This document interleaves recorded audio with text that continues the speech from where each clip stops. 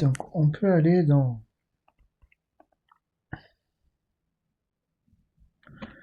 le livre de Proverbes.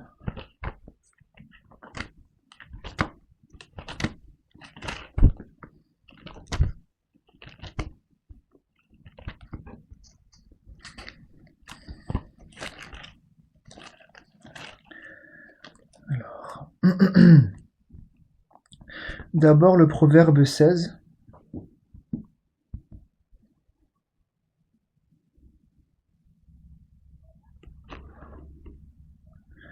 Proverbe 16 et le verset 20.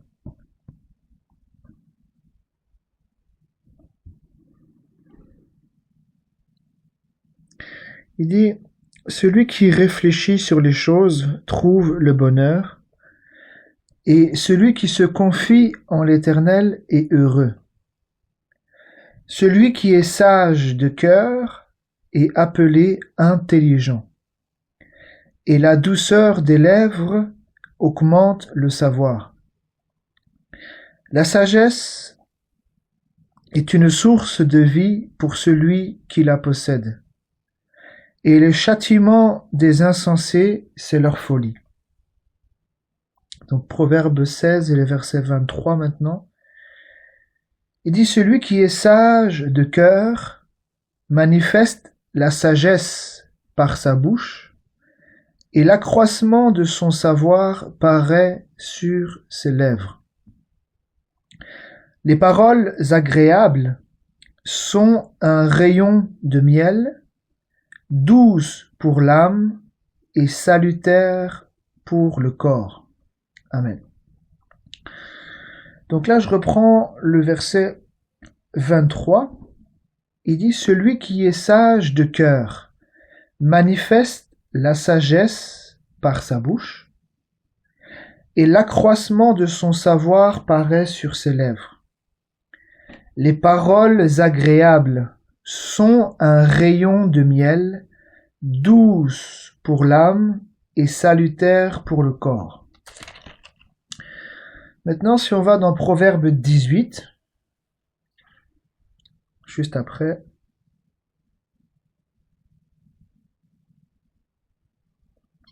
verset 21. Proverbe 18, verset 21. Il dit: la mort et la vie sont au pouvoir de la langue. Quiconque l'aime en mangera les fruits. Amen.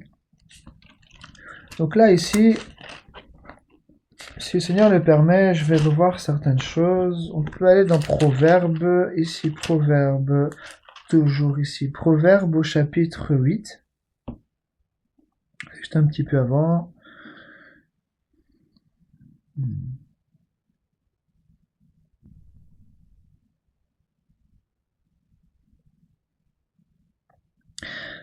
Donc Proverbe 8 et le verset 6. Il dit: écoutez, car j'ai de grandes choses à dire, et mes lèvres s'ouvrent pour enseigner ce qui est droit. Car ma bouche proclame la vérité, et mes lèvres ont en horreur le mensonge. Toutes les paroles de ma bouche sont justes, elles n'ont rien de faux ni de détourné. Toutes sont claires pour celui qui est intelligent, et droites pour ceux qui ont trouvé la science. Préférez mes instructions à l'argent, et la science à l'or le plus précieux. Car la sagesse vaut mieux que les perles. Elle a plus de valeur que tous les objets de prix. Moi, la sagesse, j'ai pour demeure le discernement, et je possède la science de la réflexion. La crainte de l'Éternel, c'est la haine du mal. l'arrogance et l'orgueil, la voie du mal, et la bouche perverse, voilà ce que je hais. Le conseil et le succès m'appartiennent, je suis l'intelligence, la force est à moi. Par moi les rois règnent et les princes ordonnent ce qui est juste. Par moi gouvernent les chefs, les grands, tous les juges de la terre. J'aime ceux qui m'aiment et ceux qui me cherchent me trouvent. Bon, bien sûr, c'est dit l'Éternel, hein, c'est pas écrit, mais c'est le Seigneur qui parle derrière. Hein. J'aime ceux qui m'aiment et ceux qui me cherchent me trouvent. Avec moi sont la richesse et la gloire. Je répète le verset 18. Avec moi, pas sans moi, mais avec moi. Donc c'est le Seigneur qui parle. Hein. Avec moi sont la richesse et la gloire, virgule, il dit les biens durables et la justice. Mon fruit est meilleur que l'or pur, et mon produit est préférable à l'argent. Donc bien sûr, quand il dit avec moi sont la richesse et la gloire, c'est pas la richesse du monde et la gloire du monde. Non. C'est les richesses qui viennent du Seigneur et c'est la gloire qui vient de Dieu. C'est pas la gloire des hommes. C'est la gloire qui vient de Dieu. Je continue. Hein. Je lis là ici. Attendez ici. Oui. Verset 20. Verset 20. C'est toujours le Seigneur qui parle. Il dit, je marche dans le chemin de la justice au milieu des sentiers de la droiture, pour donner des biens à ceux qui m'aiment et pour remplir leur trésor. Amen. Et pour remplir leur trésor. Donc, on va le revoir un petit peu de ces choses-là, le Seigneur en parle. Hein. C'est quoi le trésor? Il dit là où est ton cœur. Là où est ton trésor, c'est là où sera ton cœur. Donc là, quand le Seigneur il dit pour donner des biens à ceux qui m'aiment et pour remplir leur trésor, c'est pas remplir leur poche ou un coffre-fort avec, comme avant, avec un coffre, on met tous les billets dedans. Non, non, non, non. C'est pour remplir le cœur. Et avec lui, c'est la richesse et la gloire. Donc les richesses de Christ, hein, mais aussi la gloire de Dieu. Parce qu'il dit les biens durables. L'or et l'argent, ce ne sont pas des biens durables. Donc avec lui, ce sont les biens durables et la justice. Hein, et il dit pour donner des biens à ceux qui m'aiment. Il donne pas ses biens à lui, à tout le monde. Pour donner des biens à ceux qui m'aiment et pour remplir leur trésor. Regardez, si on va ici, je vais reprendre ça ici, un peu dans le livre de Matthieu.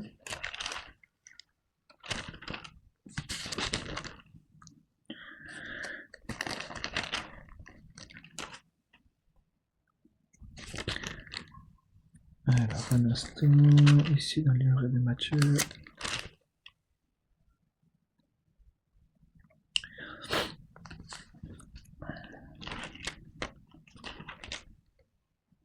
Un instant.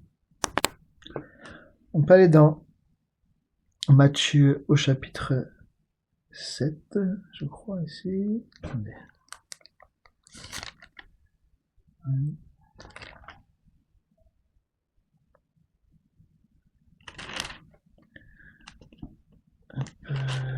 Attendez, parce que... Attendez. Non, c'est Matthieu chapitre 6 d'abord. Matthieu chapitre 6. Matthieu chapitre 6, c'est le verset 19.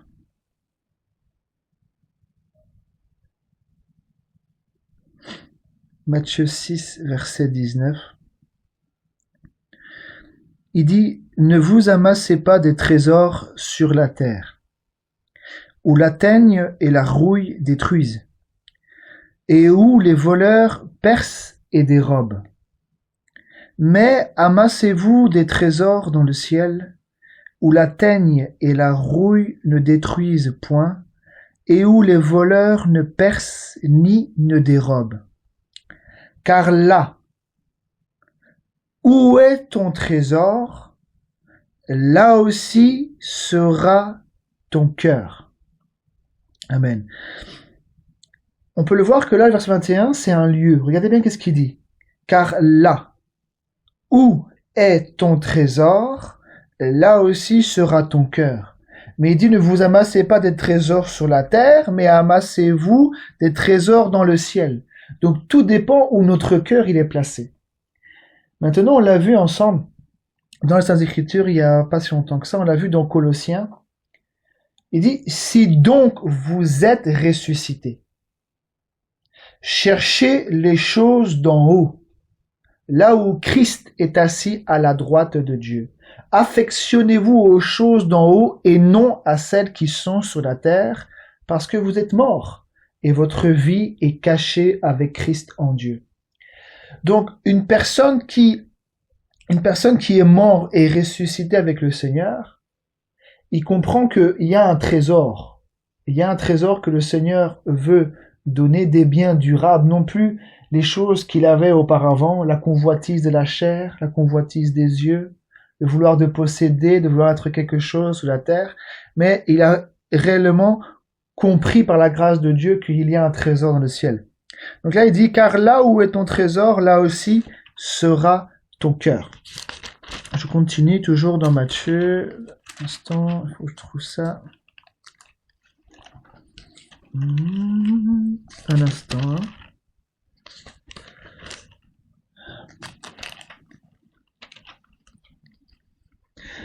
Dans Matthieu au chapitre 15, Matthieu 15. Donc, retenez des mots-clés, parce que ce sont des mots qui vont un peu revenir un petit peu. Tout à l'heure, dans Proverbe, on a vu la langue. La mort et la vie sont au pouvoir de la langue. On a vu un cœur sage, le cœur, la langue. On va voir un petit peu dans Matthieu 15 tout ce qu'il dit ici. Regardez.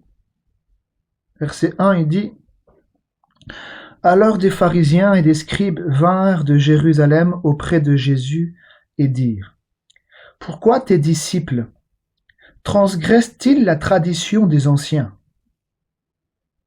Je répète verset 2. « Pourquoi tes disciples transgressent-ils » Il n'a pas dit la parole de Dieu que les anciens ont prêché. Non. Et pourquoi tes disciples transgressent-ils la tradition des anciens? Car ils ne se lavent pas les mains quand ils prennent leur repas. Il leur répondit, et vous? Pourquoi transgressez-vous le commandement de Dieu au profit de votre tradition? Car Dieu a dit, honore ton père et ta mère, et celui qui maudira son père ou sa mère sera puni de mort. Mais vous, vous dites, celui qui dira à son père ou à sa mère, ce dont j'aurais pu t'assister est une offrande à Dieu, n'est pas tenu d'honorer son père ou sa mère. Vous annulez ainsi la parole de Dieu au profit de votre tradition. Hypocrite, Ésaïe a bien prophétisé sur vous quand il a dit « Ce peuple m'honore des lèvres, mais son cœur est éloigné de moi. C'est en vain qu'il m'honore, par des paroles, en enseignant des préceptes qui sont des commandements d'hommes. » Donc là, c'est bien sûr, c'est un autre sujet. Je vais juste un petit peu esquisser le sujet. Là, on le voit qu'il y a une différence entre le commandement de Dieu, la parole de Dieu et une tradition. Et le Seigneur Jésus, quand il était sur la terre et encore maintenant, il tape toujours sur les traditions.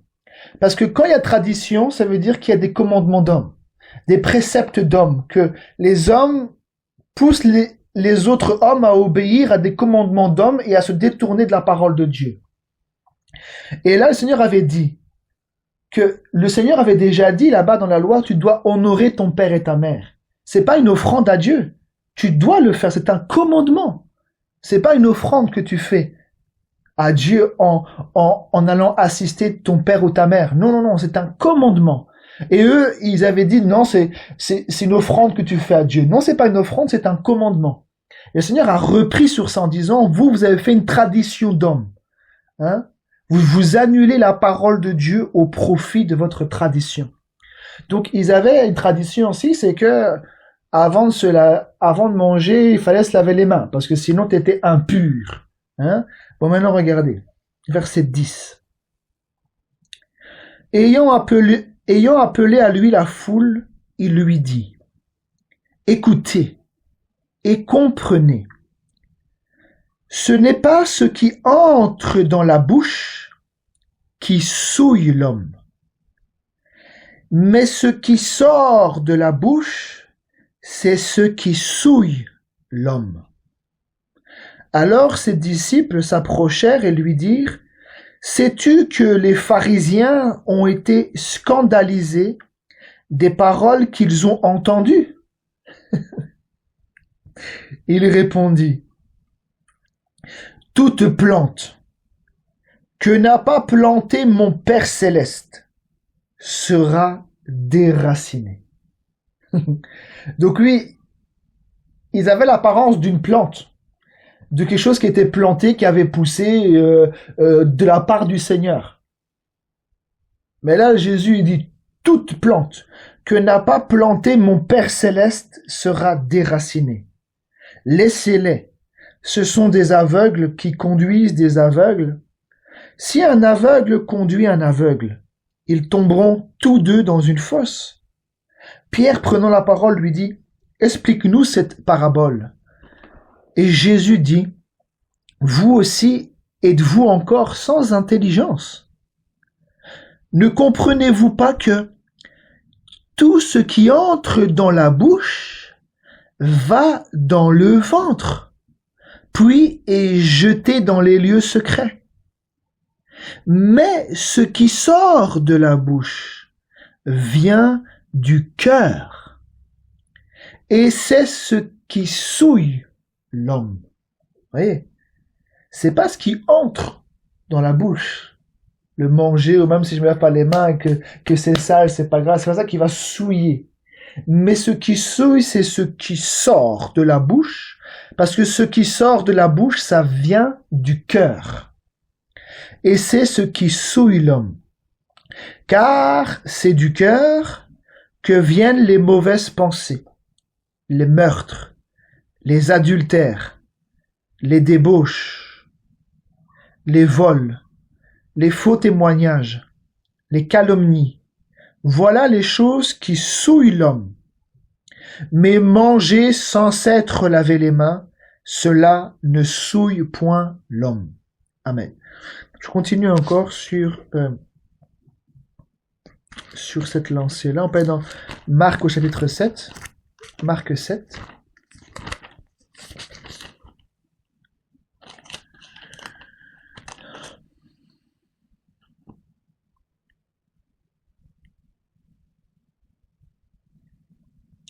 Marc 7.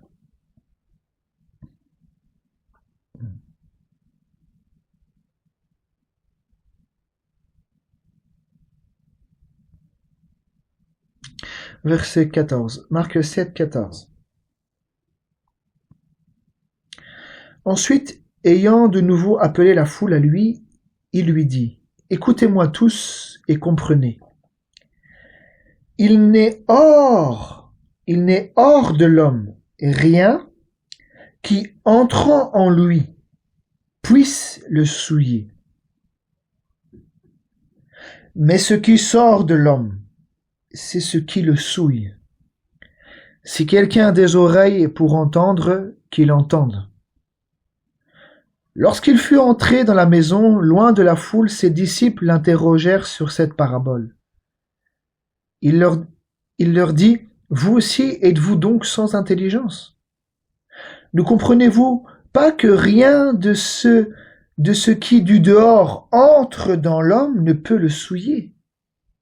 car cela n'entre pas dans son cœur, mais dans son ventre, puis va dans les lieux secrets qui purifient tous les aliments.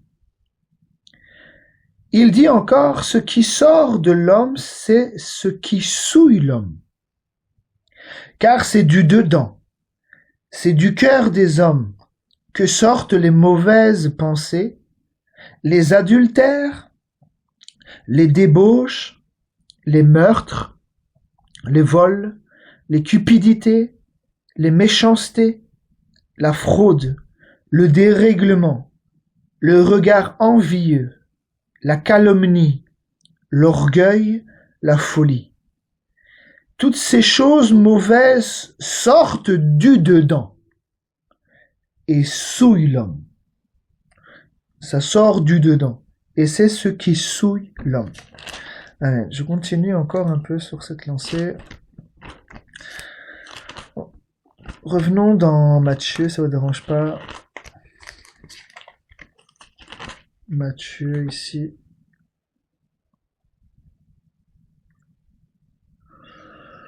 Matthieu chapitre 7.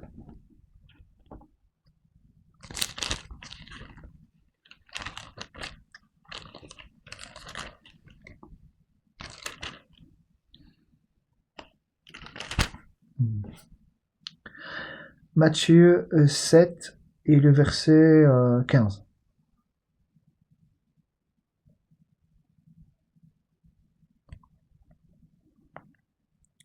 Il dit, gardez-vous des faux prophètes. Ils viennent à vous en vêtements de brebis, mais au-dedans ce sont des loups ravisseurs.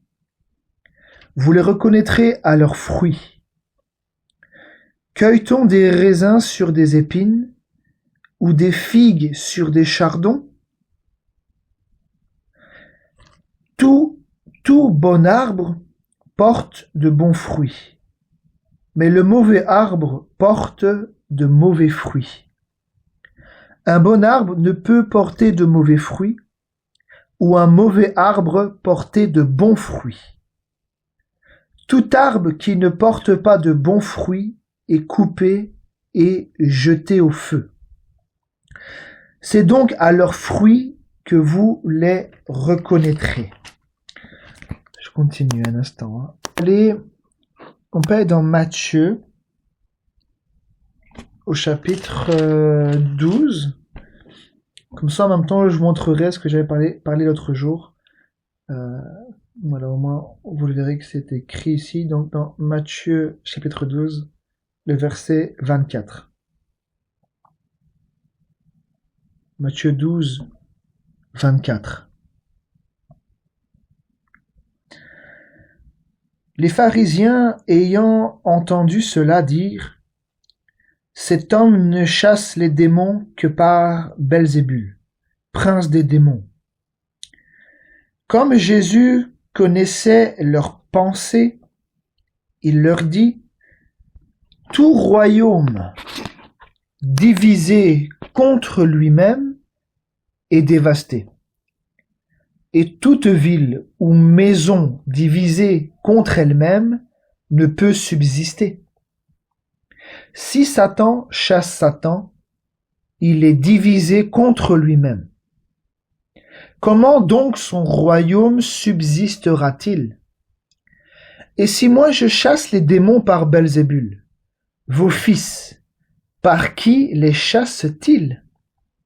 C'est pourquoi ils seront eux-mêmes vos juges. Mais si c'est par l'Esprit de Dieu que je chasse les démons, le royaume de Dieu est donc venu vers vous. Vous voyez, verset 28, c'est ce qu'on avait vu une fois ensemble, mais je l'avais pas lu. Il dit, mais si c'est par l'Esprit de Dieu que je chasse les démons, le royaume de Dieu est donc venu vers vous. Ou comment quelqu'un peut-il entrer dans la maison d'un homme fort et piller ses biens, sans avoir auparavant lié cet homme fort? Alors seulement il pillera sa maison. Celui qui n'est pas avec moi est contre moi. Et celui qui n'assemble pas avec moi disperse. C'est pourquoi je vous dis, tout péché et tout blasphème sera pardonné aux hommes, mais le blasphème contre l'Esprit ne sera point pardonné. Quiconque parlera contre le Fils de l'homme, il lui sera pardonné. Mais quiconque parlera contre le Saint-Esprit, il ne lui sera pardonné ni dans ce siècle, ni dans le siècle à venir. Cette parole est encore pour nous aujourd'hui, donc que le Seigneur nous aide. Verset 33, il dit, « Ou dites que l'arbre est bon et que son fruit est bon. Ou dites que l'arbre est mauvais et que son fruit est mauvais. Car on connaît l'arbre par le fruit. » Vous voyez, ça c'est une parole qui nous montre, on va continuer, mais on peut le voir dans les Saintes Écritures que le Seigneur fait comprendre que les hommes, ce sont comme des arbres. Soit il est un bon arbre, soit un mauvais arbre. Bien sûr, nous sommes tous des pécheurs. Mais quand nous expérimentons le Seigneur Jésus, et qu'il met sa semence en nous, c'est pour porter du bon fruit. Vous voyez? Donc, là, comme la Bible dit, tout bon arbre porte de bons fruits, et tout mauvais arbre porte de mauvais fruits. Bon, je continue. Verset 34. Il dit, race de vipères, comment pourriez-vous dire de bonnes choses, méchants comme vous l'êtes? Car c'est de l'abondance du cœur que la bouche parle. Vous voyez? Souvent on prononce des choses, c'est vrai, le diable peut s'initier, il n'y a pas de problème, mais la Bible est claire que ce que nous prononçons, ça vient du cœur. C'est de l'abondance du cœur. Donc ce qui sort, tout à l'heure on a lu, dans Proverbe, il dit un cœur sage.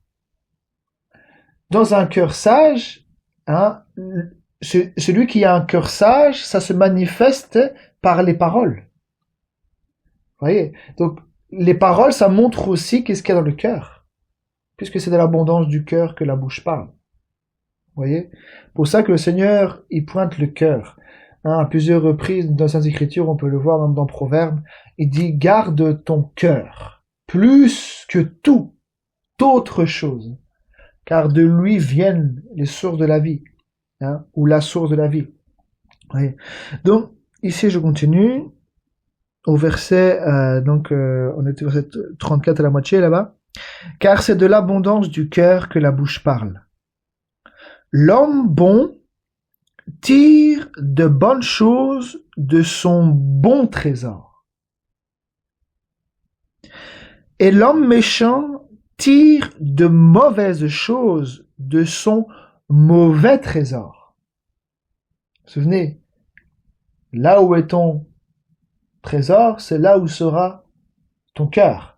Et tout à l'heure, dans Proverbe, le Seigneur avait dit qu'il veut donner des biens à ceux qui m'aiment. C'est ça qu'il a dit. Et pour remplir leur trésor. Bougez pas. Je vais juste le relire pour pouvoir vous donner la parole exacte. Ne bougez pas. Je vais juste le relire ici.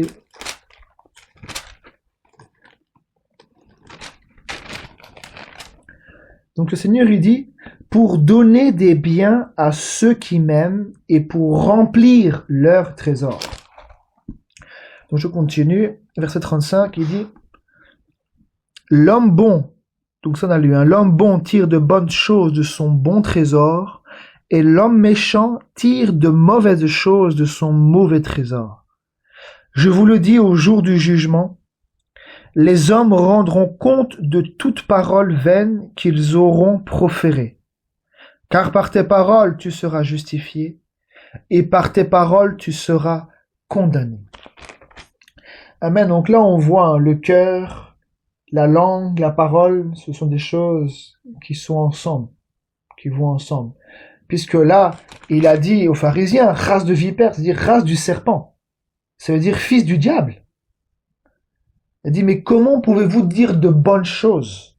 Comment pouvez-vous dire de bonnes choses méchants comme vous l'êtes? Car c'est de l'abondance du cœur que la bouche parle. Amen. Je vais continuer ici. Regardez, si on va dans... Attendez, hein. Je crois que c'est dans le livre de Luc, oui. Luc au chapitre 6.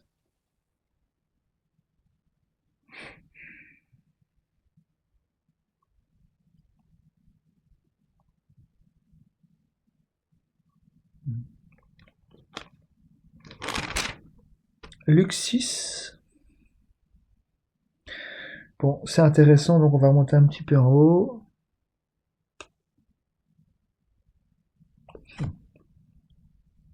Verset 26. Luc 6, verset 26. Il dit malheur lorsque, écoutez bien, malheur, il dit pas bonheur, malheur lorsque tous les hommes diront du bien de vous. Car c'est ainsi qu'agissait leur père à l'égard des faux prophètes. Ah bah oui, parce que les faux prophètes, ils vont tous dans le sens des rois.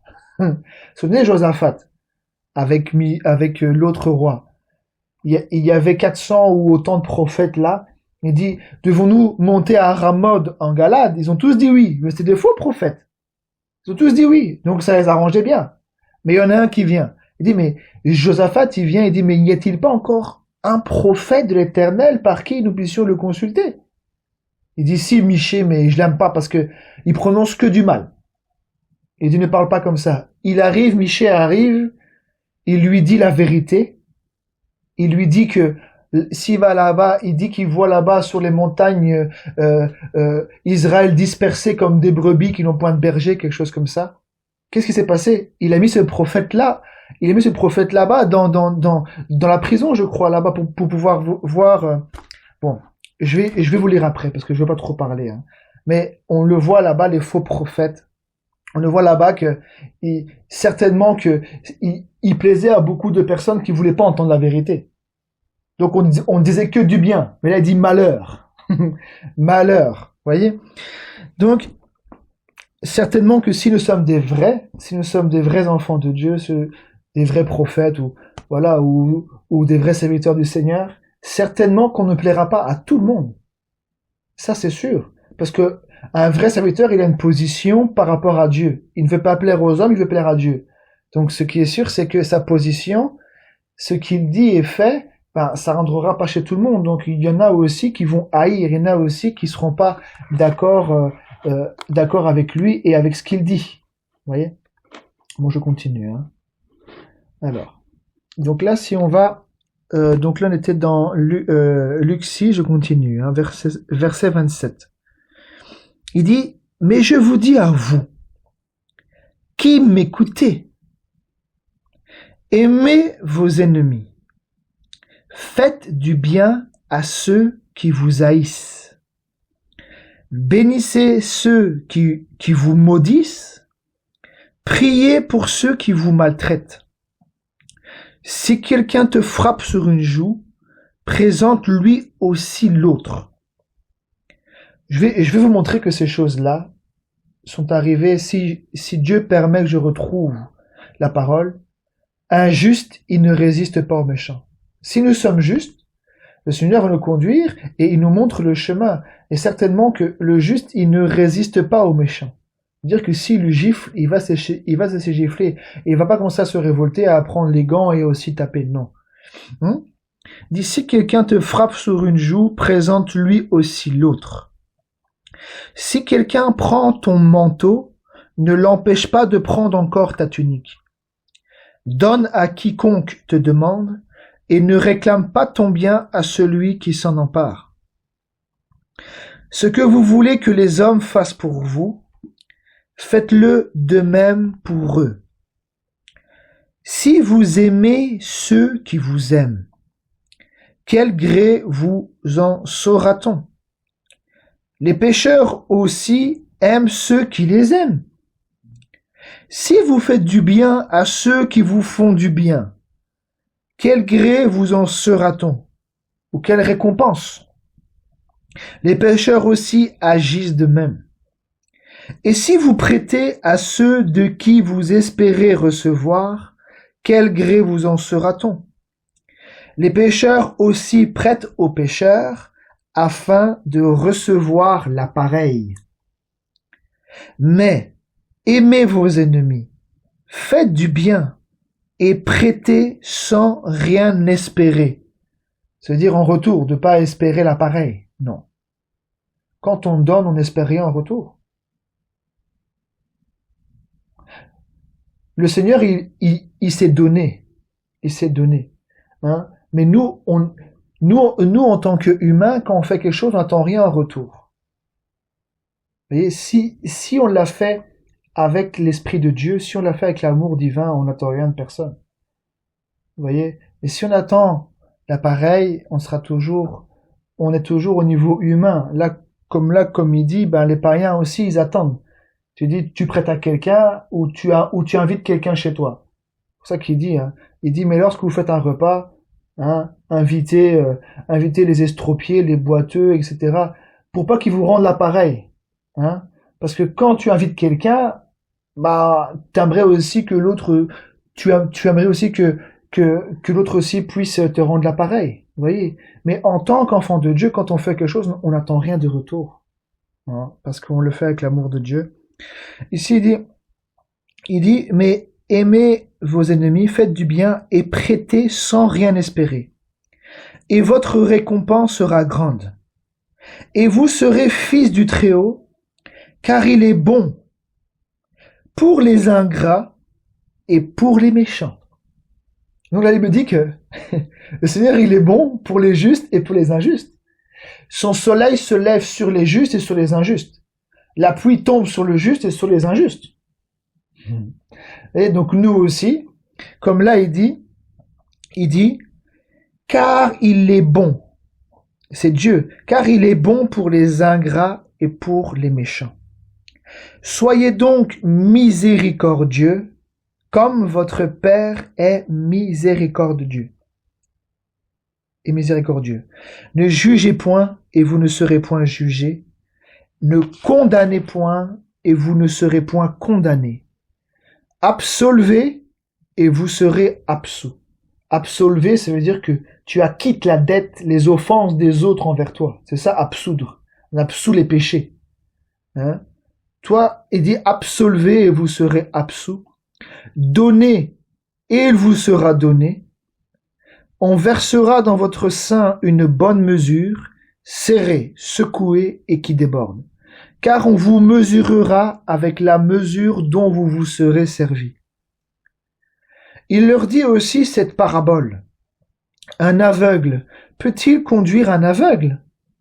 Ne tombera-t-il pas tous deux dans une fosse? Le disciple n'est pas plus grand que le maître.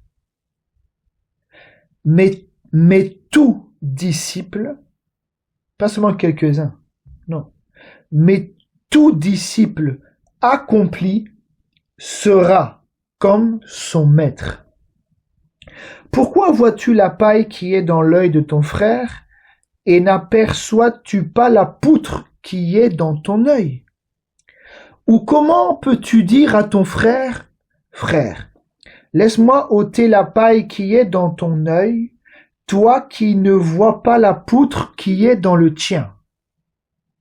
Hypocrite, ôte premièrement la poutre de ton œil, et alors tu verras comment ôter la paille qui est dans l'œil de ton frère.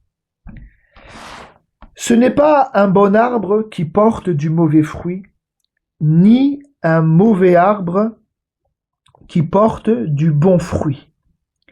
Car chaque arbre se reconnaît à son fruit. Vous voyez? Si je dis que je suis en Christ, et que le fruit que je produis, ce n'est pas l'amour, c'est qu'il y a un problème. Vous voyez? Parce que quand on est attaché au Seigneur, si nous sommes un sarment, que nous sommes attachés au vrai cep, ça veut dire que nous avons de sa vie. Ça veut dire que nous sommes engendrés de lui et que nous portons du fruit. mais pas n'importe quel fruit. Nous portons les fruits du Saint-Esprit. Donc là, c'est ce qu'il dit ici. Ce n'est pas un bon arbre qui porte du mauvais fruit, ni un mauvais arbre qui porte du bon fruit. Car chaque arbre se reconnaît à son fruit.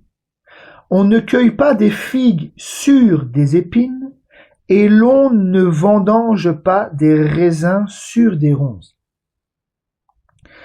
L'homme bon tire de bonnes choses du bon trésor de son cœur. Ah, vous voyez là, c'est clair. Hein? L'homme bon tire de bonnes choses du bon trésor de son cœur.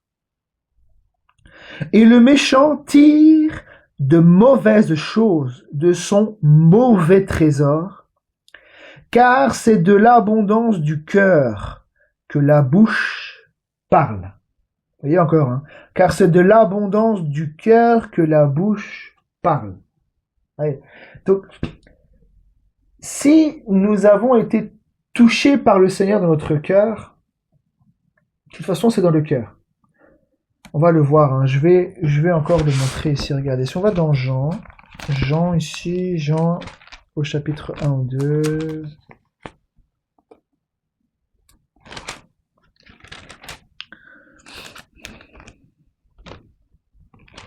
Attendez, faut que je trouve ça.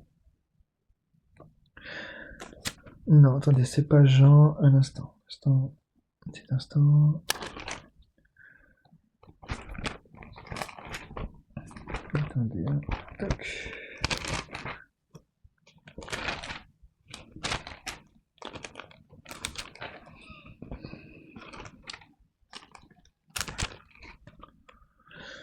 Attendez, je cherche cette écriture un petit instant. Donc dans Luc au chapitre 3.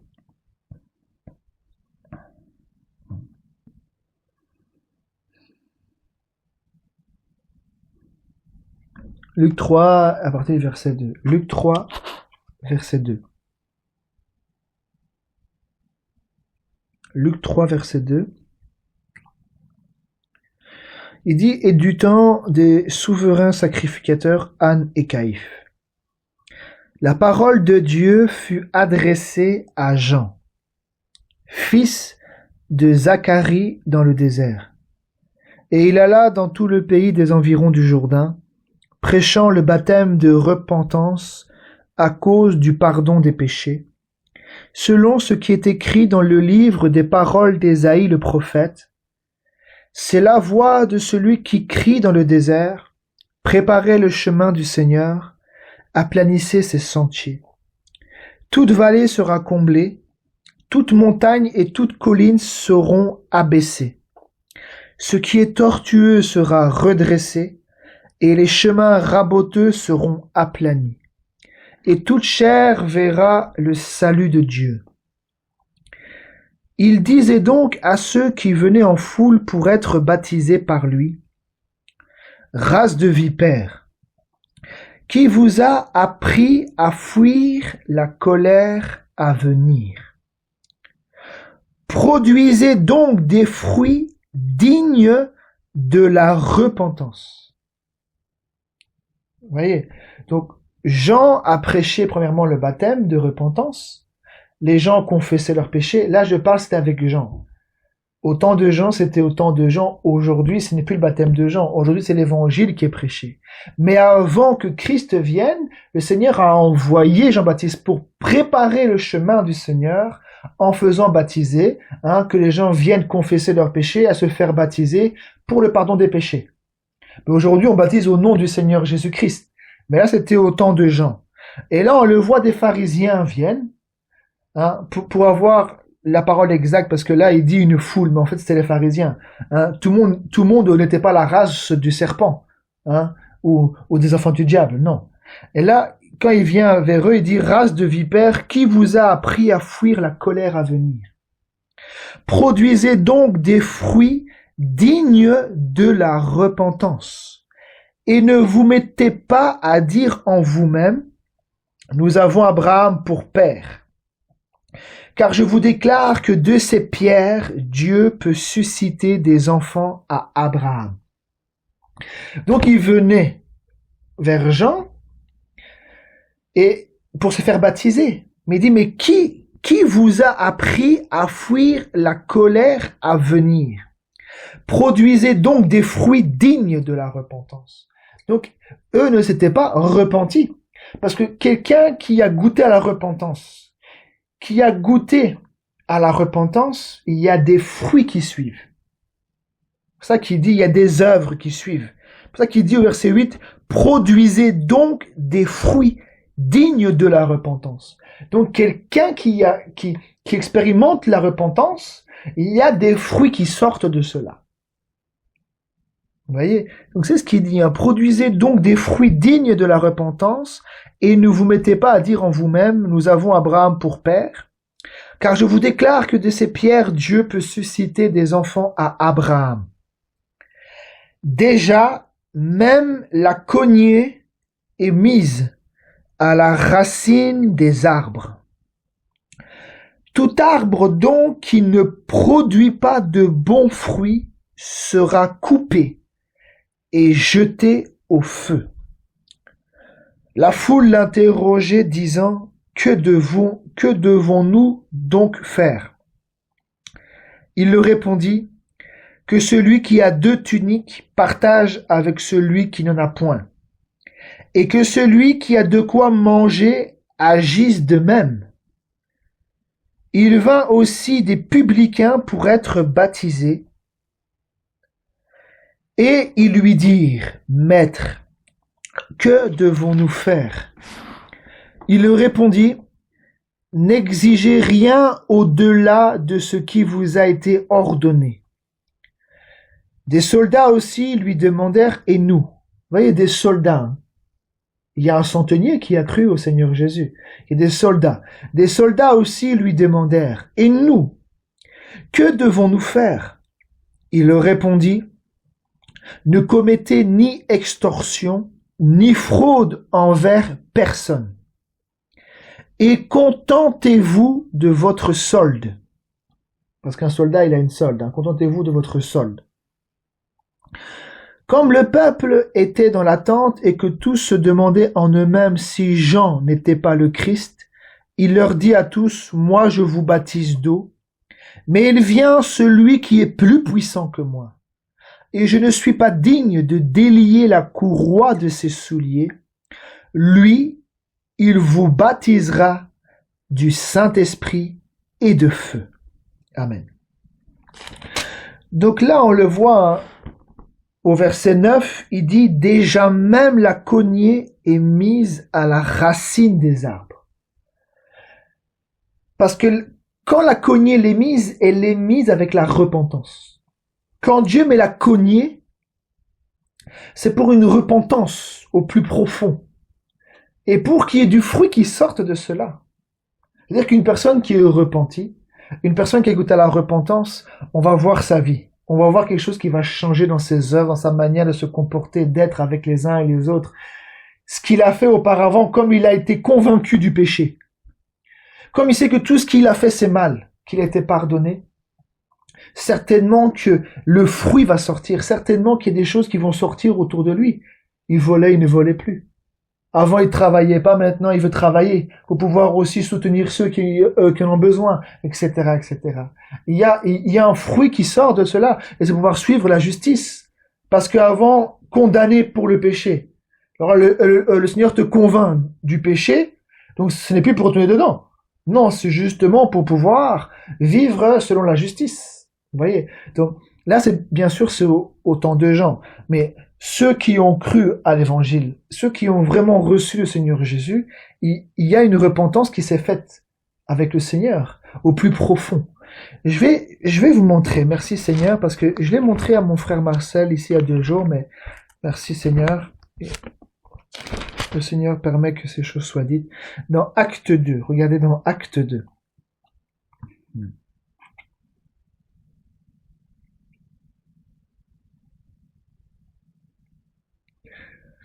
Acte 2 et le verset, je vais monter un petit peu plus haut, verset 36. Donc quand vous lisez dans Acte 2, il y a une prédication qui commence dans Acte 2 15 jusqu'à là 37.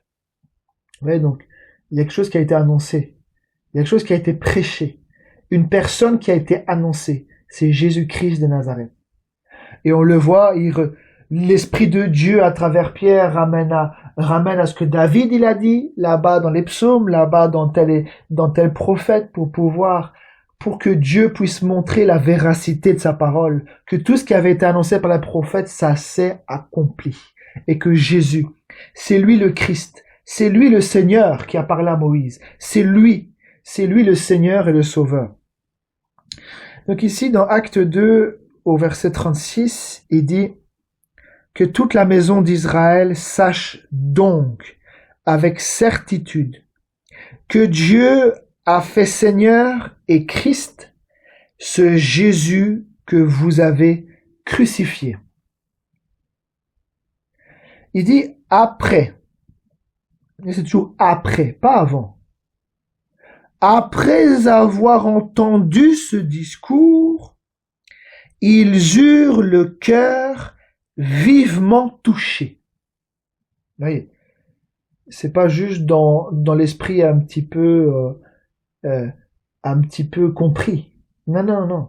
Le cœur vivement touché. Je ne sais pas si vous pouvez juste ouvrir les micros pour me dire qu'est-ce que vous avez, vous, dans Acte 2, 37. Parce que dans d'autres traductions, il est écrit qu'ils ont été pris de componction. Alors, je veux juste savoir, vous, un petit peu, qu'est-ce qui est écrit là-bas.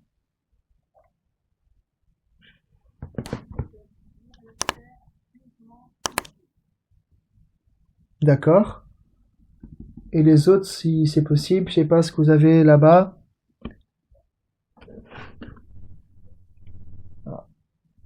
Oui, moi j'ai la même chose.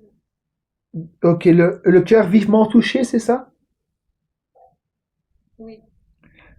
D'accord. Alors, je vais vous lire ici, dans Acte 2, 37 de Darby, par exemple. Regardez, hein, je vais vous lire ici.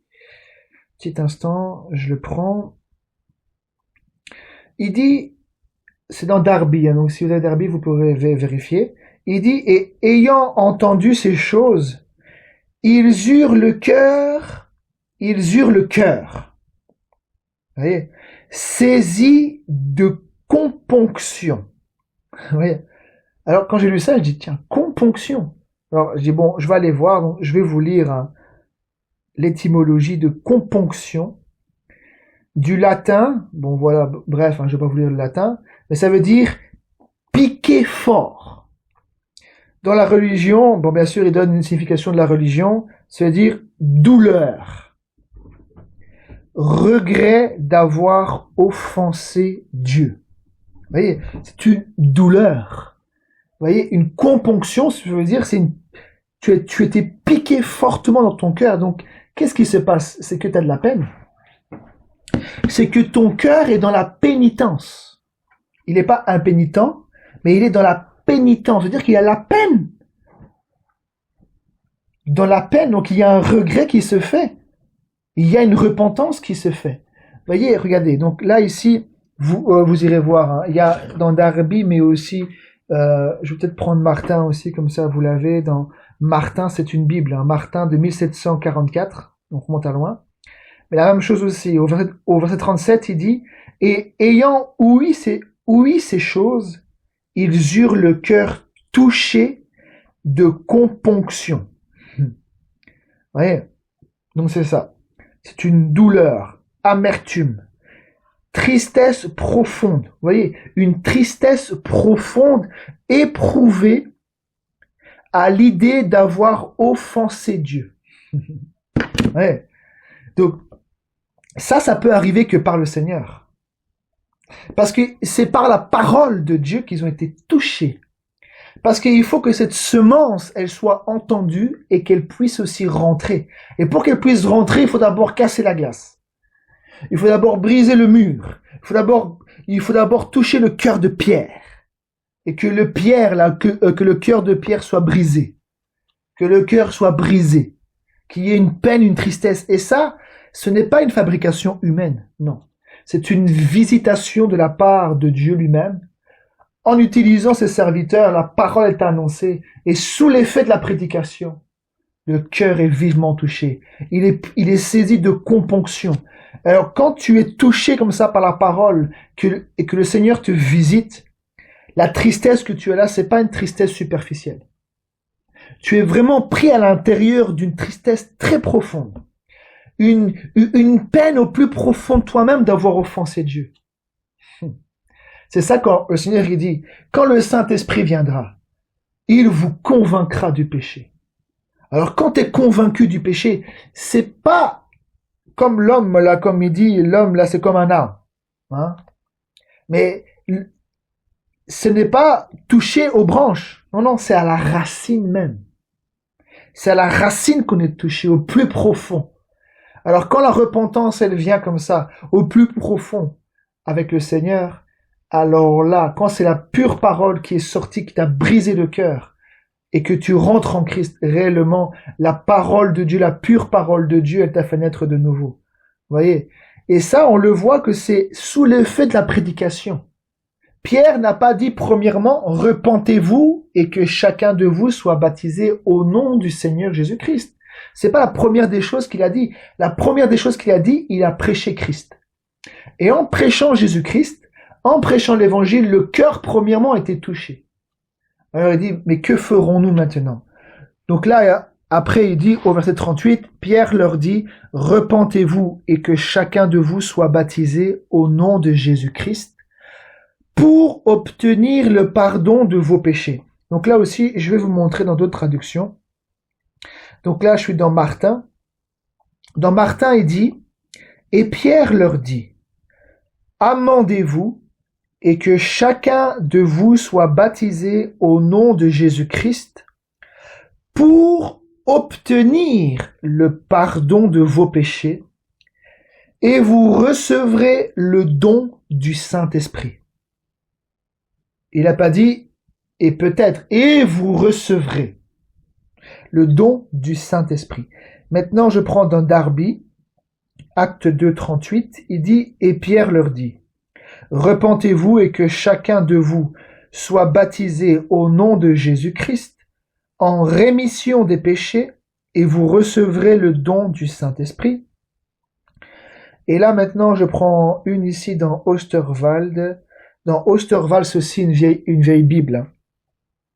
Il dit dans acte 2, 38, et Pierre leur dit, parce qu'il dit mais que ferons-nous?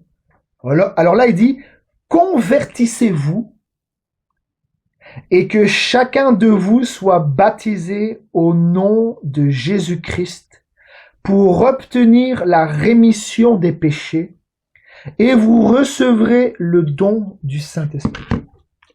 Vous voyez, la repentance, elle est faite déjà avant. C'est pas que, ben voilà, tu as entendu une parole comme ça, bon maintenant tu as cru au Seigneur, maintenant repens-toi.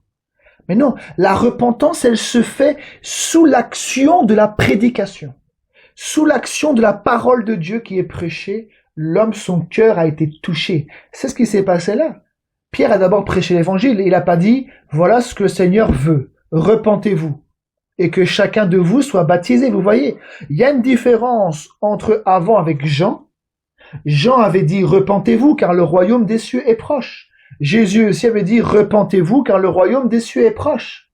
Mais là, avant qu'il prononce en disant, repentez-vous, ou convertissez-vous. Là, je prends repentez-vous. Premièrement, l'évangile a été prêché. Et c'est l'ordre qu'ils ont reçu du Seigneur lui-même. Quand il était ressuscité, il a donné des ordres par le Saint-Esprit aux apôtres. Et il a dit, allez par tout le monde, hein, allez prêcher à toute la création. La bonne nouvelle. Celui qui croira et qui sera baptisé sera sauvé. Mais premièrement, il faut que quelque chose soit prêché et pas n'importe quoi.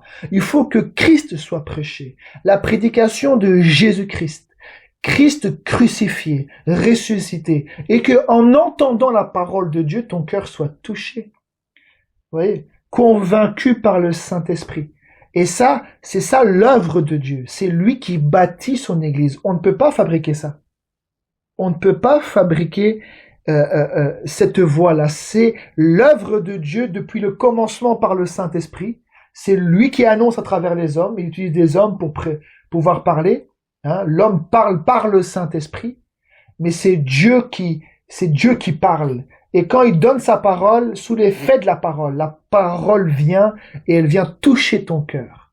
Et quand elle touche ton cœur, elle va te donner un sentiment de douleur, un sentiment que tu as offensé Dieu, un sentiment de repentance, de pénitence dans ton cœur. Que quand tu es touché par ça, tu ne veux plus jamais retourner dans le péché. Tu ne veux plus jamais retourner là-bas où tu étais. Voyez, la cognée, elle est mise à la racine. C'est ce que le Seigneur, il veut. Donc là, ici, dans Osterwald, il dit, et Pierre leur dit, convertissez-vous, et que chacun de vous soit baptisé au nom de Jésus-Christ, pour obtenir la rémission des péchés, et vous recevrez le don du Saint-Esprit. Je vais vous montrer dans les Écritures, parce que quand on est touché par la prédication, quand on est touché par Christ, la première des choses, c'est quand Philippe est parti en Samarie, ou d'autres sont partis évangéliser, et ils n'ont pas prêché tout simplement, repentez-vous. Non, mais non. Mais non. Premièrement, ils devaient prêcher, puisque l'ordre qui était donné, c'est de prêcher l'évangile à toute la création. Celui qui croira à l'évangile et qui sera baptisé sera sauvé. Voyez. Donc, c'est ça que le Seigneur veut, c'est que quand on est touché par la parole, qu'il y a quelque chose qui se passe dans le cœur, une douleur vive, une amertume, hein, quelque chose qui fait que vraiment on regrette d'avoir offensé Dieu. Dieu nous convainc du péché au plus profond de nous-mêmes. Alors, d'office après, quand tu entends convertissez-vous, ça veut dire que ton cœur, il change de voie. Il ne veut plus retourner là où tu étais. Non, tu te convertis au Seigneur, tu te fais baptiser par lui pour pouvoir vivre une autre voie, pour pouvoir suivre la voie du Seigneur. Et il dit que chacun de vous soit baptisé au nom de Jésus-Christ pour obtenir le pardon de vos péchés. Ça, c'est dans d'autres traductions. Là, dans Louis II, on a ici que chacun de vous soit baptisé au nom de Jésus-Christ à cause du pardon de vos péchés. Là, pour moi, c'est pas trop clair. Mais quand je lis là, dans d'autres traductions, pour obtenir le pardon de vos péchés, là, c'est plus clair. Donc, tu es touché par la prédication de la parole, tu es baptisé, le Seigneur doit répondre. Et je vais vous montrer que c'est la vérité. Regardez. Je vais vous montrer ici. Si on va dans Hébreu, regardez, dans Hébreu, non, c'est pas dans Hébreu, c'est dans Pierre. Je l'ai aussi montré l'autre jour à mon frère Marcel, mais on n'a pas eu le temps de bien voir ça parce que on avait plusieurs personnes autour de nous. Donc là, ici, dans 1 Pierre chapitre 3, le verset 18. 1 Pierre 3, verset 18. 1 Pierre 3, 18. Il dit, Christ aussi a souffert une fois, pas 2 ou 3, 4. Il a souffert une fois pour les péchés, lui juste pour des injustes, afin de nous amener à Dieu. Il a été mis à mort quant à la chair et rendu vivant quant à l'esprit, dans lequel aussi il est allé prêcher aux esprits en prison, qui autrefois avaient été incrédules, lorsque la patience de Dieu se prolongeait au jour de Noé, pendant la construction de l'arche, dans laquelle un petit nombre de personnes, c'est-à-dire 8, furent sauvés à travers l'eau. Amen. Ici, il dit, au verset 21, il dit, cette eau était une figure du baptême, qui n'est pas la purification des souillures du corps, mais l'engagement d'une bonne conscience envers Dieu et qui maintenant vous sauve, vous aussi, par la résurrection de Jésus-Christ. Il est allé à la droite de Dieu depuis qu'il est allé au ciel et que les anges, les autorités et les puissances lui ont été soumis. Vous voyez, donc là, ici, il dit que là-bas, au temps de Noé, avec l'arche, 8 personnes furent sauvées à travers l'eau. Il dit, cette eau, c'est une figure du baptême. Mais il dit qu'il n'est pas la purification des souillures du corps, mais l'engagement d'une bonne conscience envers Dieu et qui maintenant vous sauve, vous aussi, par la résurrection de Jésus-Christ. Vous voyez, par la résurrection de Jésus-Christ. C'est pas seulement la croix. Vous voyez, donc, une personne qui goûte à la parole de Dieu, à la puissance de Dieu à travers cette parole-là, c'est ce que le Seigneur a dit, de croire et d'être baptisé pour être sauvé. Et c'est ce qu'il dit. Le baptême, ça sauve quand même. Mais c'est pas l'eau en soi, non. C'est la résurrection du Seigneur Jésus-Christ. C'est la puissance de la résurrection qui fait que quand tu entends la parole, tu entends qu'il est mort et ressuscité, que ça te touche ton cœur. Toi, tu es identifié à la mort, mais aussi à sa résurrection. Et c'est comme ça que le Seigneur peut te faire naître de nouveau. La nouvelle naissance, elle est en rapport avec la croix et en rapport avec toutes ces choses-là. Et il dit, si un homme ne naît d'eau et d'esprit. Donc premièrement, il faut l'eau, c'est la parole et l'esprit, c'est l'esprit et la parole ensemble qui t'engendrent c'est l'esprit qui t'engendre par la parole de Dieu, par l'évangile. Mais ensuite que tu as cru, tu es baptisé. Hein? Tu es identifié à la mort et à la résurrection, et il y a aussi des choses qui se passent. C'est-à-dire que le Seigneur, il te sauve par la résurrection de Jésus-Christ, par sa résurrection d'entre les morts, par sa puissance de résurrection. Donc, dès le départ, une personne qui naît de nouveau, il goûte déjà à la puissance de la résurrection. Donc, déjà, sa première expérience de salut, pour être justifié par le Seigneur, il a expérimenté personnellement la puissance de la résurrection. Puisqu'on l'a vu dans Romains 8, il dit l'esprit de vie qui est en Jésus-Christ m'a affranchi de la loi du péché et de la mort. Donc dès le départ, c'est l'œuvre du Saint-Esprit. Donc quand le Saint-Esprit te touche, c'est avec puissance. C'est avec une démonstration d'esprit et de puissance. Et quand tu es né de nouveau, c'est aussi de la puissance.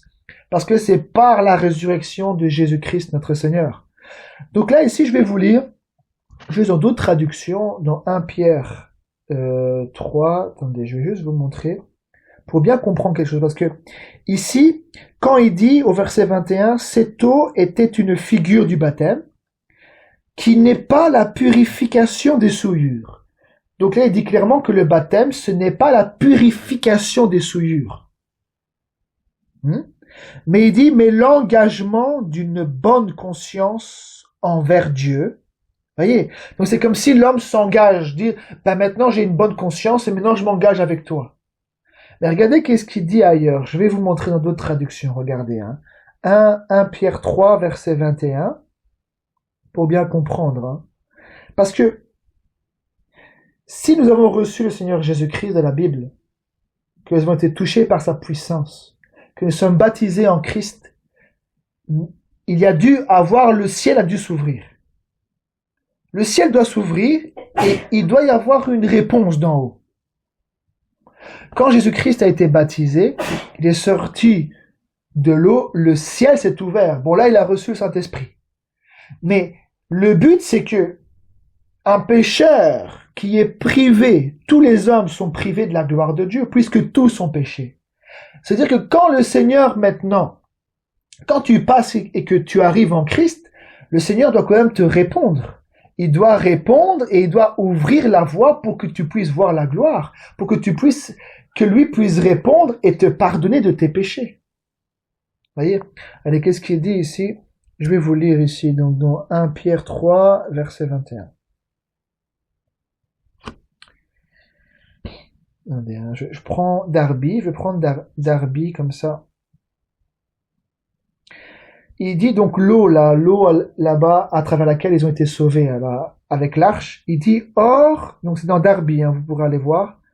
Or, cet antitype vous sauve aussi maintenant, c'est-à-dire le baptême.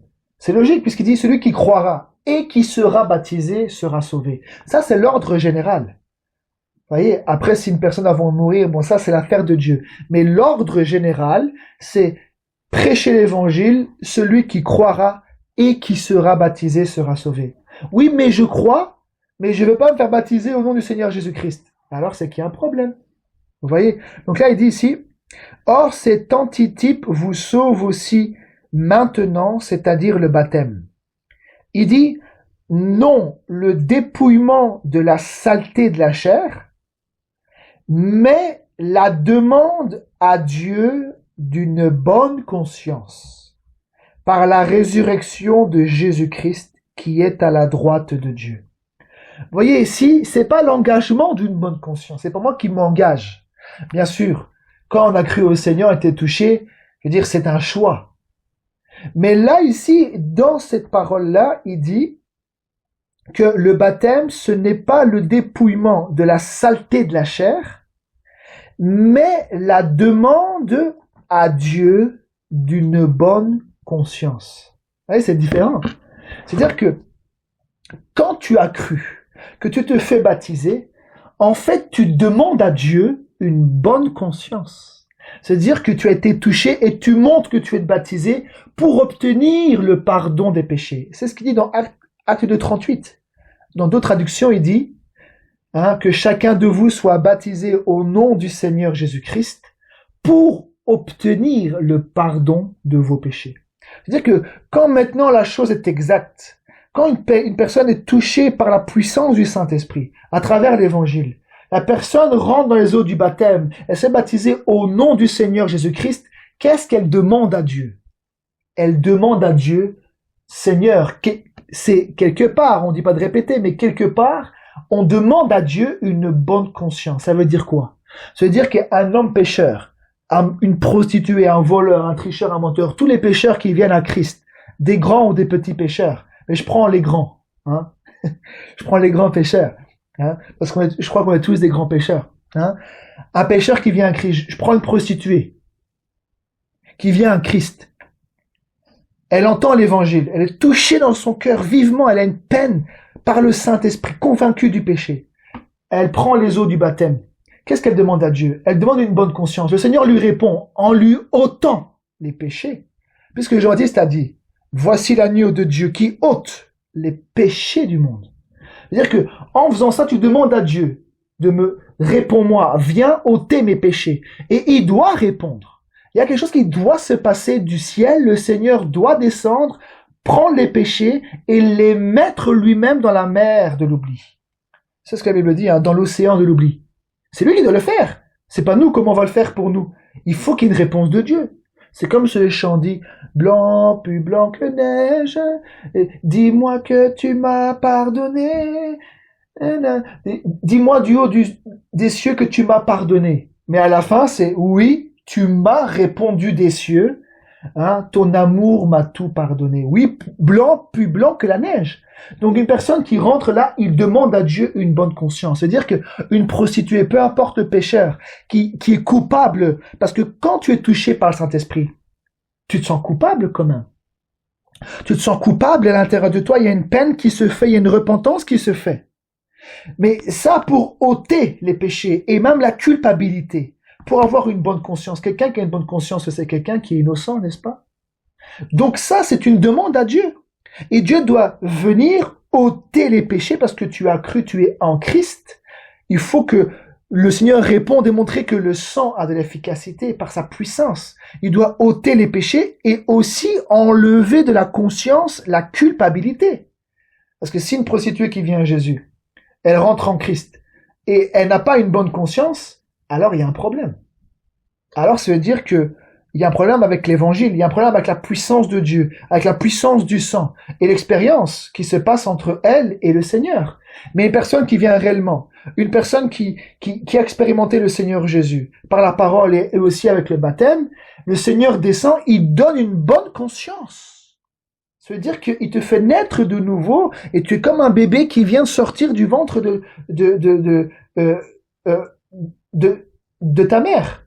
C'est-à-dire que t'es là, tu expérimentes et il y a une innocence qui vient sur toi et tu sens que tous tes péchés sont expiés. C'est pas juste un ou deux, non. Il est venu ôter les péchés afin que l'âme soit vraiment blanc, plus blanc que la neige, afin que le cœur soit purifié, un cœur pur.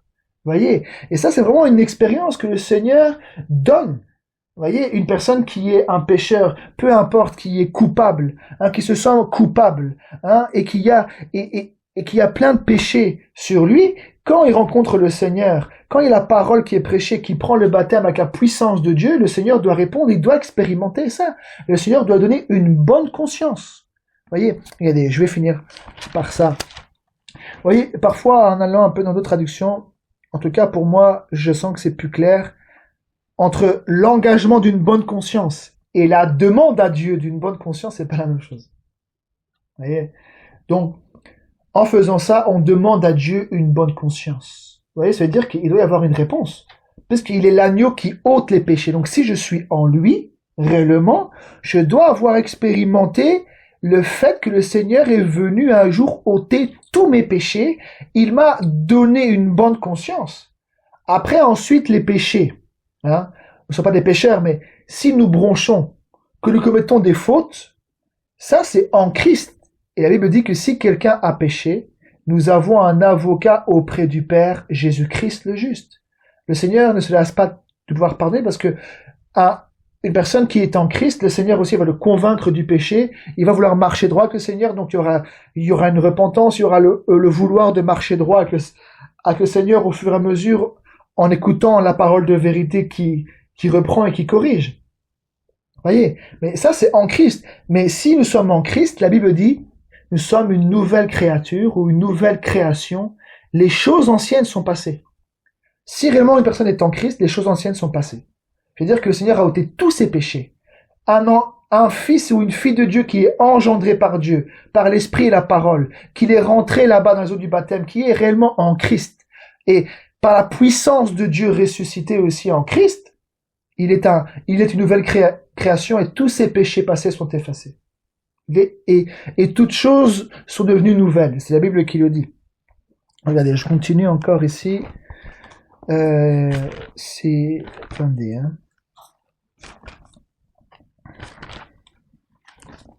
dans Hébreux au chapitre 10, je vais finir par ça. Hébreux 10.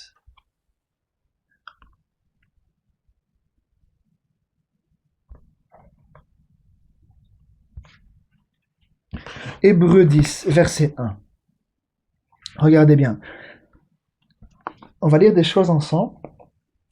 Pour vous montrer, il y a des paroles dans les Saintes Écritures. Là, on va lire dans Hébreux. À un moment, il parle de ça.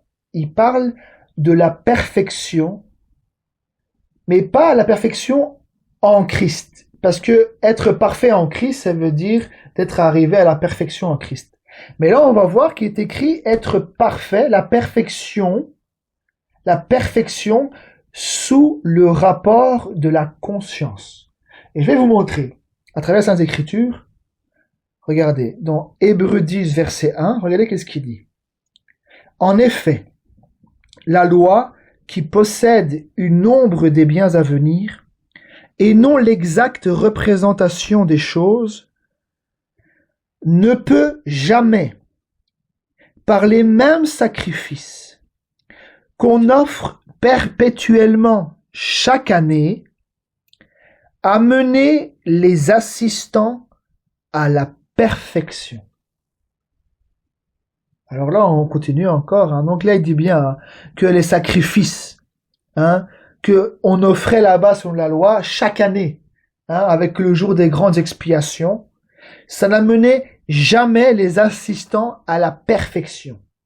Maintenant, au verset 2, il dit, autrement, n'aurait-on pas cessé de les offrir, puisque ceux qui rendent ce culte, étant une fois purifiés, n'auraient plus eu aucune conscience de leur péché. Vous voyez, là on voit perfection, on parle de la conscience. Vous voyez, amener les assistants à la perfection, là il parle de la conscience, puisqu'il dit, si cela aurait été avec la loi, alors il dit ici, autrement n'aurait-on pas cessé de les offrir, puisque ceux qui rendent ce culte, étant une fois purifiés, n'auraient plus eu aucune conscience de leur péché. Mais le souvenir des péchés est renouvelé chaque année par ces sacrifices. Donc ça n'amenait pas à la perfection au niveau de la conscience. C'est-à-dire que, bon, imaginons tu as conscience depuis que tu as 12 ans. Tu montes là-bas à Jérusalem, parce que c'était à Jérusalem, hein, le jour des grandes expiations, hein, ou en fonction, voilà, je connais pas tout hein, par rapport au lieu, etc. Mais le jour des grandes expiations, hein, où le souverain sacrificateur entrait une fois par année avec le sang des boucs et des veaux, etc. Il dit que chaque année, les souvenirs des péchés étaient renouvelés. C'est-à-dire que chaque année, bon, imaginons, ça commence à, je sais pas moi, 15 ans, 16 ans, ou 14, 15 ans, 16 ans là-bas, chaque année, je me souviens des péchés passés. Mais chaque année suivante aussi, j'ai fait des péchés. Donc je dois me souvenir de tous les péchés. Donc le souvenir est renouvelé. Le souvenir de tout ce que j'ai fait n'est jamais effacé avec ces sacrifices. Que chaque année, je dois m'en souvenir et les confesser. Même ceux des années précédentes. Vous voyez? Parce que quand tu as commis un vol il y a 2 ans, tu as commis un vol il y a 2 ans. Et chaque année, il faut le redonner. Donc là, ici, il dit bien, mais le souvenir des péchés est renouvelé chaque année par ces sacrifices. Car il est impossible que le sang des taureaux et des boucs ôte les péchés. Vous voyez? Là-bas, c'était pas ôté, c'était couvert. Mais chaque année, il devait refaire la même chose. À chaque fois, le même souvenir. Vous voyez? Je continue. Verset 5. Il dit, c'est pourquoi Christ, entrant dans le monde, dit, tu n'as voulu ni sacrifice, ni offrande, mais tu m'as formé un corps. Tu n'as agréé ni holocauste, ni sacrifice pour le péché. Alors j'ai dit, voici je viens. Dans le rouleau du livre, il est question de moi, pour faire, ô Dieu, ta volonté. Après avoir dit d'abord, tu n'as voulu et tu n'as agréé ni sacrifice, ni offrande, ni holocauste, ni sacrifice pour le péché, ce qu'on offre selon la loi, entre parenthèses, il dit ensuite, voici je viens pour faire ta volonté. Vous voyez? Donc la loi là-bas, les holocaustes, oui, il fallait un agneau ou un veau sans défaut, mais c'était pas vraiment agréé devant le Seigneur pour ôter les péchés. Alors il dit, voici maintenant, moi je viens. Moi je viens pour faire, ô Dieu, ta volonté. Donc il dit, il supprime ainsi la première chose pour établir la seconde. C'est en vertu de cette volonté que nous sommes sanctifiés par l'offrande du corps de Jésus-Christ une fois pour toutes. Et tandis que tout sacrificateur fait chaque jour le service et offre souvent les mêmes sacrifices qui ne peuvent jamais ôter les péchés, lui, après avoir offert un seul sacrifice pour les péchés, pas pour un ou deux, pour les péchés, s'est assis pour toujours à la droite de Dieu. Il attend désormais que ses ennemis soient devenus son marchepied. Je continue ici, il dit, car par une seule offrande, il a amené à la perfection pour toujours ceux qui sont sanctifiés. C'est ce que le Saint-Esprit nous atteste aussi, car après avoir dit, voici l'alliance que je ferai avec eux. Après ces jours-là, dit le Seigneur, je mettrai mes lois dans leur cœur et je les écrirai dans leur esprit. Il ajoute, et je ne me souviendrai plus de leur péché ni de leur iniquité. C'est ça la perfection. Et je ne me souviendrai plus de leurs péchés ni de leurs iniquités. Ça, c'est la perfection selon la conscience. Regardez, je vais encore vous montrer. Il dit, or là où il y a pardon des péchés, il n'y a plus d'offrande pour le péché. C'est-à-dire que si une fois nous avons goûté au sang, pour nos péchés de notre vie passée, tu vois, il n'y a plus besoin encore d'un sacrifice. Il a fait une fois pour toutes. C'est fini. Donc, une personne qui est réellement née de nouveau, sa vie ancienne est passée. Il n'y a plus encore besoin de sacrifice. Il est sacrifié une seule fois pour les péchés. Donc, si le Seigneur t'a ôté une fois tous tes péchés dans ta vie, qui t'a rendu blanc, plus blanc que la neige, c'est fini. Même si les autres le rappellent ou d'autres veulent ceci ou cela, toi, tous tes péchés t'es pardonné. Mais ça, c'est une expérience personnelle avec le Seigneur. Ce n'est pas un chemin religieux. C'est pas parce que quelqu'un te dit ceci ou cela, c'est entre toi et le Seigneur. C'est une expérience entre toi et le Seigneur. Regardez.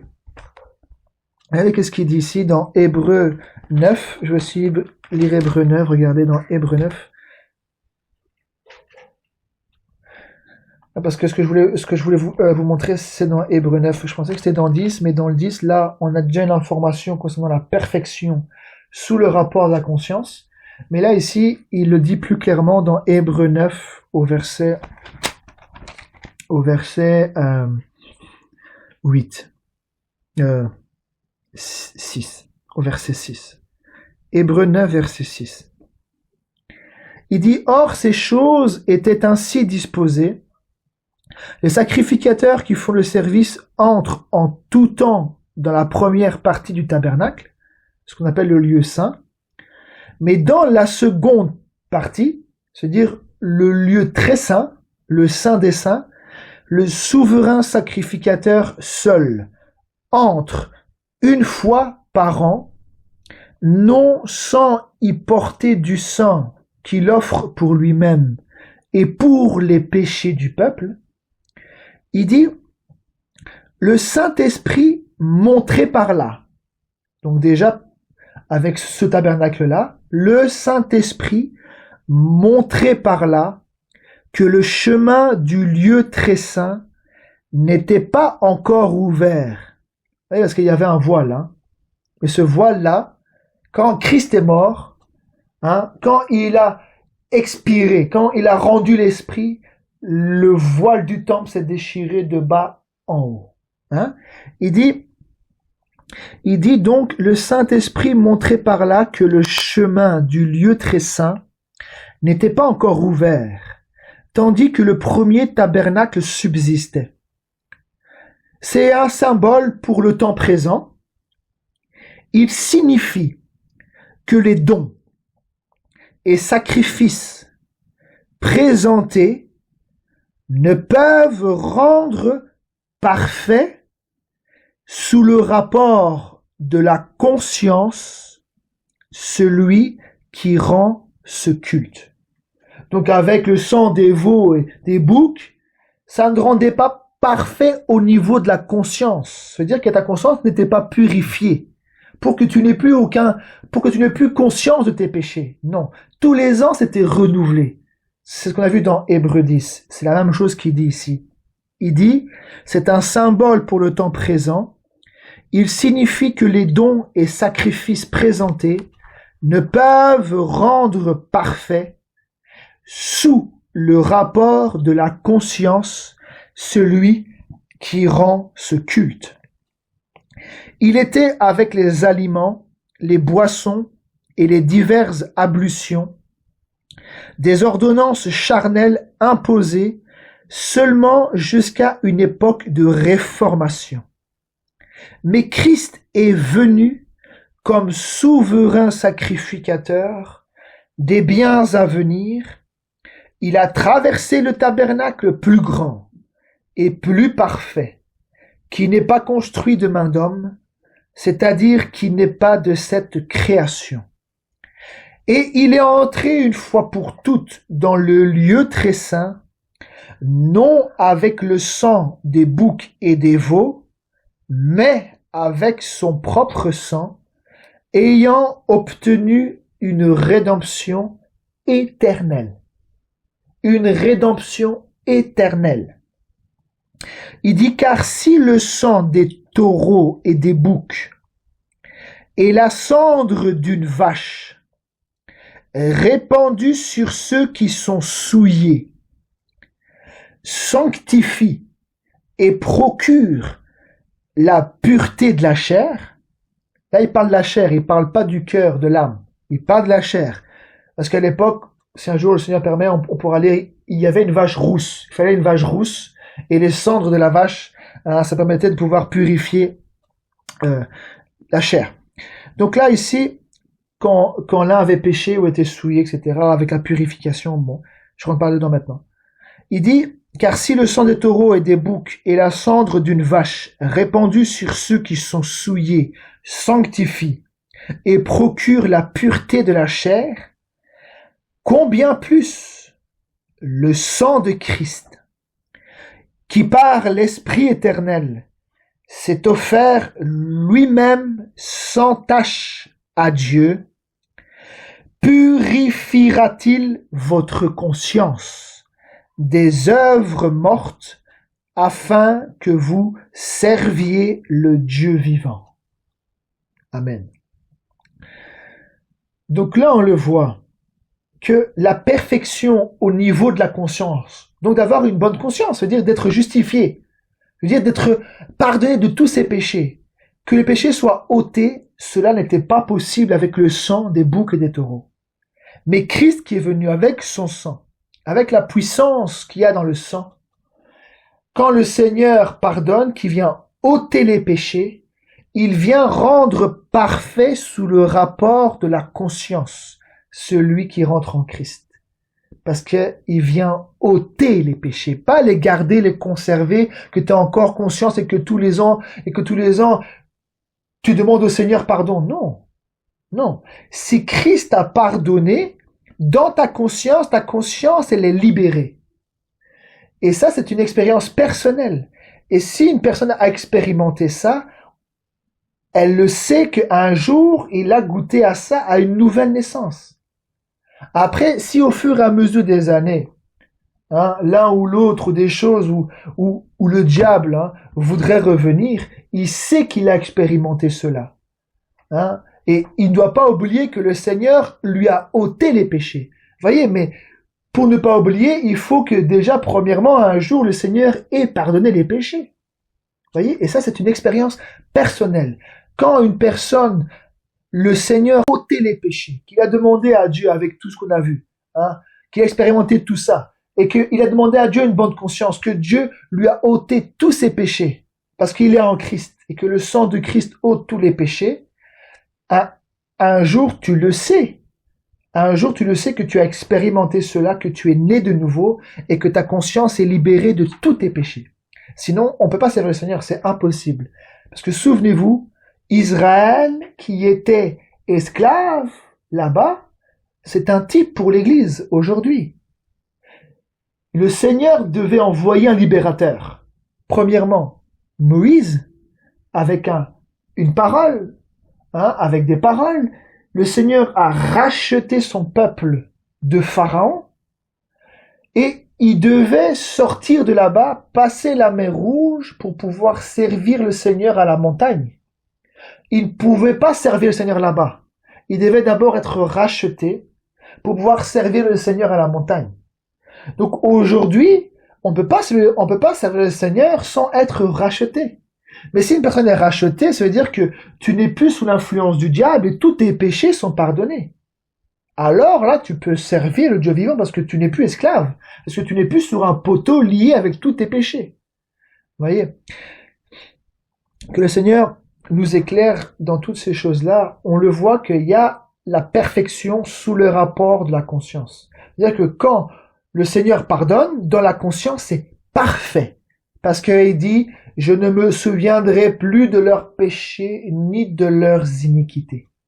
Alors quand lui vient, il ôte les péchés. Qu'est-ce qu'il fait? Il les prend, il les met dans la mer de l'oubli. Et ça, tu le sais qu'un jour ça t'est arrivé. Tu le sais que dans ta vie, c'est arrivé et tu as expérimenté cette nouvelle naissance où tu as senti que le Seigneur t'a justifié. C'est-à-dire qu'il t'a rendu innocent par le sang. Par son sacrifice, il a ôté tous tes péchés. Vous voyez? Et c'est là où les religions, c'est là où chacun fait son mouvement et on prêche une voie du salut, mais le seul moyen de vérifier, c'est une réponse qui vient du ciel. Quand Dieu pardonne, tu le sais. Quand Dieu te donne le Saint-Esprit, tu le sais. Parce que ce sont des expériences. Une personne qui a de l'expérience, même humainement, c'est une personne qui a entendu et qui a vu, c'est un témoin. Quelqu'un qui a l'expérience veut dire qu'il est témoin des choses de la vie. Il peut te rendre témoignage. Il peut t'expliquer parce qu'il a l'expérience, il a vu, il a expérimenté, il a entendu, il a confronté, il a eu l'opposition, il a eu ceci et cela. Il peut conseiller. Donc une personne qui a expérimenté une nouvelle naissance, c'est une personne qui peut rendre témoignage. Et une personne qui a le Saint-Esprit, c'est aussi une personne qui peut rendre témoignage que le Seigneur a donné le Saint-Esprit et qu'il est vivant encore aujourd'hui. Mais déjà, rien que par une nouvelle naissance, une personne qui est née de nouveau, il le sait, parce que c'est une expérience surnaturelle. C'est pas une expérience humaine et religieuse où on donne sa vie, où on fait ceci, on salue au Seigneur Jésus, il y a rien qui se passe. Non. Il faut quand même qu'il y ait une réponse, sinon alors, comment je veux avoir l'assurance qu'il y a une alliance entre moi et le Seigneur? Le Seigneur a dit, rassemblez-moi mes fidèles qui ont fait alliance avec moi par le sacrifice. C'est-à-dire que quand tu es lié au Seigneur, c'est quand tu arrives en Christ, tu es lié par le sacrifice et il y a une communion qui se fait avec le Seigneur. Il y a une alliance. Et quand une alliance est créée entre toi et Dieu, tu le sais. Parce que Dieu n'est plus loin, mais il t'a touché au plus profond. Il t'a touché au plus profond de toi-même et tu le sais à l'intérieur de toi parce que tu l'as expérimenté. Vous voyez, c'est ça que les Saintes Écritures nous disent. Aujourd'hui, beaucoup de personnes, je veux dire, un peu partout dans les systèmes religieux, beaucoup de gens croient qu'ils sont sauvés, hein, mais leur vie témoigne qu'ils ne sont pas sauvés. Quelqu'un qui est sauvé, sa vie en témoigne. Sa vie en témoignera toujours. Quelqu'un qui est racheté, il n'a plus la même vie, puisqu'il n'est plus esclave du péché, donc il ne vit plus dans le péché. Vous voyez? Une personne qui est rachetée, qui est née de nouveau, c'est une personne tout autre. Il n'est plus le même qu'il était il y a 40 ans. Il n'est plus le même qu'il était à 30 ans ou à 20 ans. Non. Il n'est plus le même. Il y a eu un changement. Il y a eu une conversion. Il était dans un chemin. Le Seigneur l'a racheté pour pouvoir l'amener sur un autre chemin. Et il y a la puissance. Il a expérimenté le surnaturel de Dieu. Donc, dès le départ, une nouvelle naissance, c'est avec une démonstration d'esprit et de puissance. C'est ce que Paul a dit. La parole que je donne, ce n'est pas avec une persuasion humaine ou de sagesse humaine, mais c'est par une démonstration d'esprit et de puissance.